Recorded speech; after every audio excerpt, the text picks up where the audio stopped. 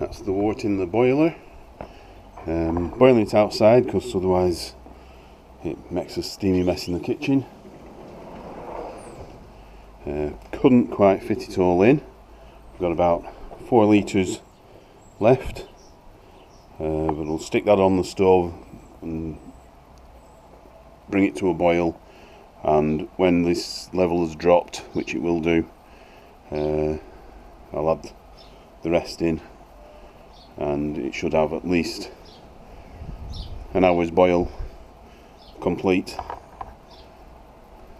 That's how I've always done it in the past. If I put any more in, it will have a tendency to try and boil over, so that's why I just leave about 4 or 5 litres out. So it's just waiting now until it comes up to temp, which will be about 15 minutes. Insulated it with a bit of bubble wrap just to try and keep a bit of heat in because it's quite cold out here. And then we'll come back for the first hop addition. Just coming up to the hop break.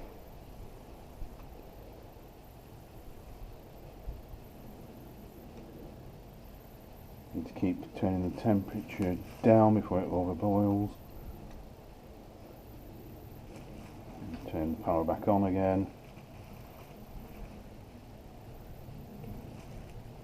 Back off.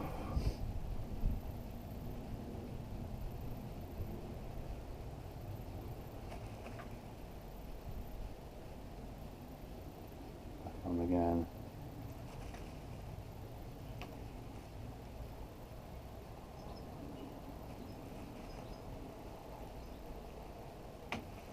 On.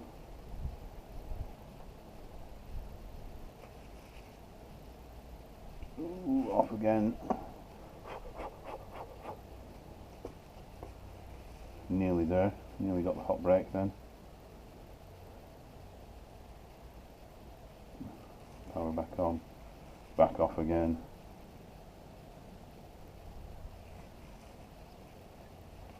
Back on.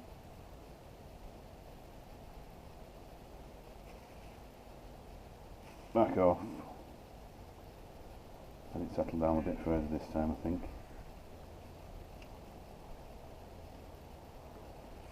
Power back on.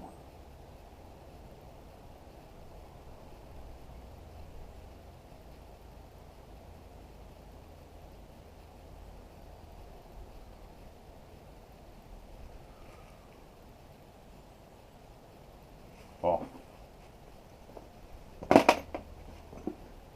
And I'll get the hops.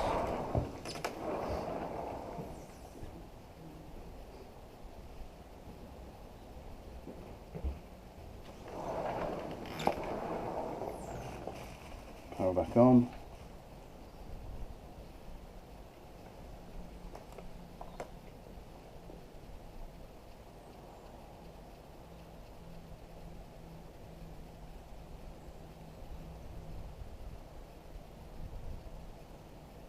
And there we have it, hot break. Right, hops going in. Or not. There we go. For a 2-hour boil. Set it at 1.5 because we've got a half-hour addition to go in.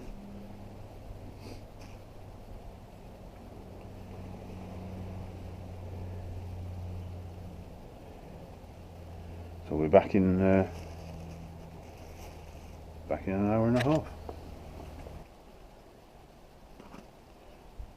Here we are, half an hour before the end of the boil. Oops, that's it. And that's the vanilla pod going in. I don't know if you can see that. Chopped. About 1/4 of a vanilla pod. In she goes. So we're back in 15 minutes for the final hop addition. 15 minutes to the end of the boil. Final hop addition's going in. 20 grams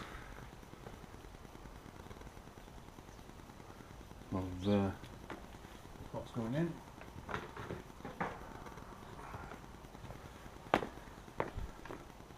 Shove them down a bit.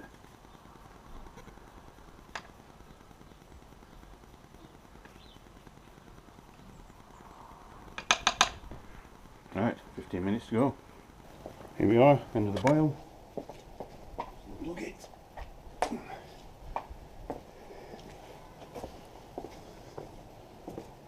Just run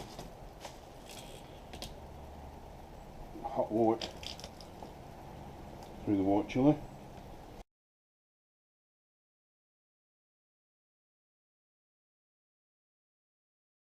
The wort chiller sterilised.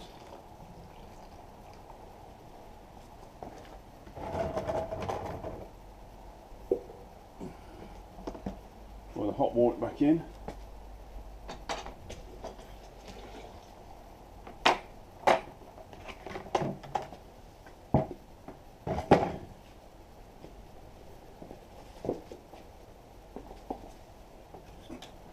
Plug in the cold water supply.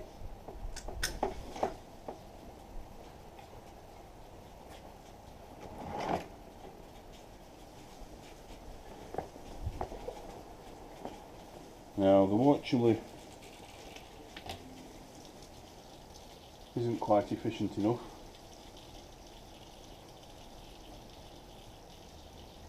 It will take,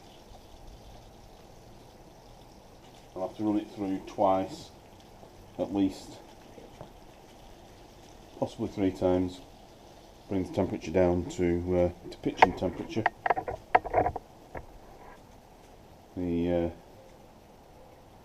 It's a 8mm copper pipe inside 15mm copper pipe. Cold water runs in at the bottom here, runs up the coil and comes out warm at the top. Hot water goes in the top, runs through the centre, comes out cooler.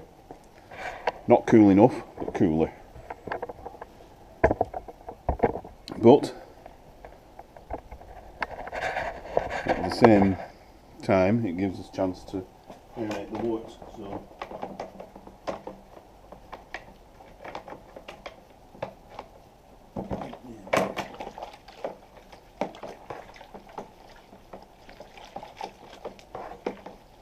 we'll get the thermometer, just check what temperature it's at. Probably about the 60-degree mark.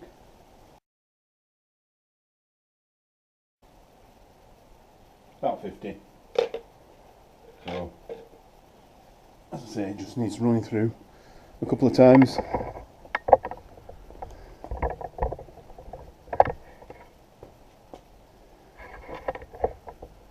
And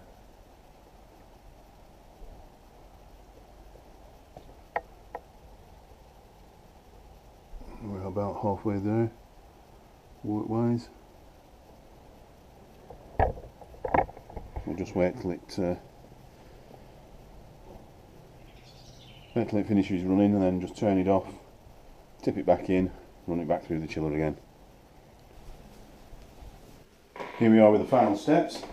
After the boil, we're left with 13 litres of wort, which we're now going to aerate for 2 minutes.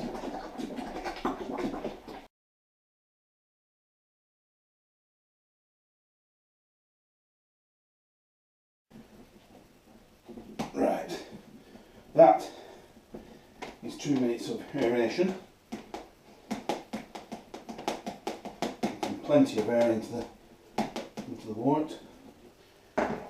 Now it's a case of topping it up to 23 litres with cold water from the tap.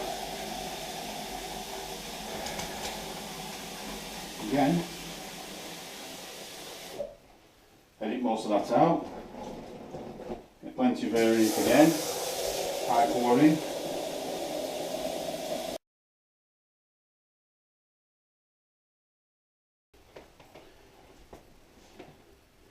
Just stop at 21 litres because we've got a huge thick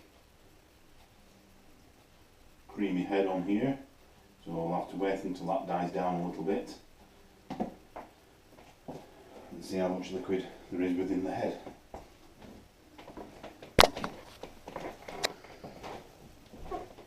Right, that's died down. It's now a meringue head. You can see all the substances that's left from it, and it's up at 22 litres. Now we've got a yeast starter, so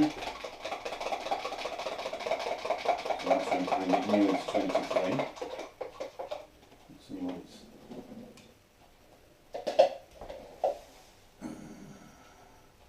22 and a bit. Little sticker.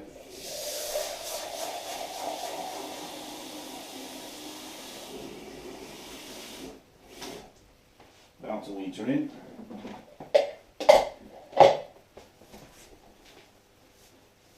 Bang on 23 now.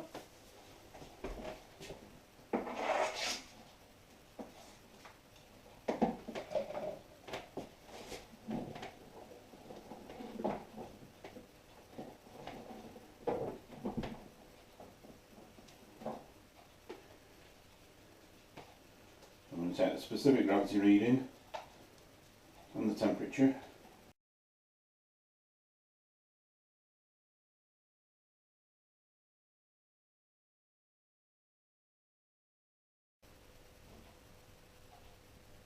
At 1042. With a temperature of 14 degrees C.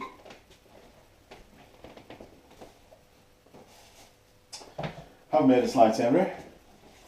I forgot to put the whirl flock tablet in. Only realised after I'd chilled the wort, so it was a bit late by then. Hopefully it'll clear. If not, cloudy beer. Get in. Right, that's the pedigree about done. I'll put the rest of the details down in the description. Cheers, happy homebrew.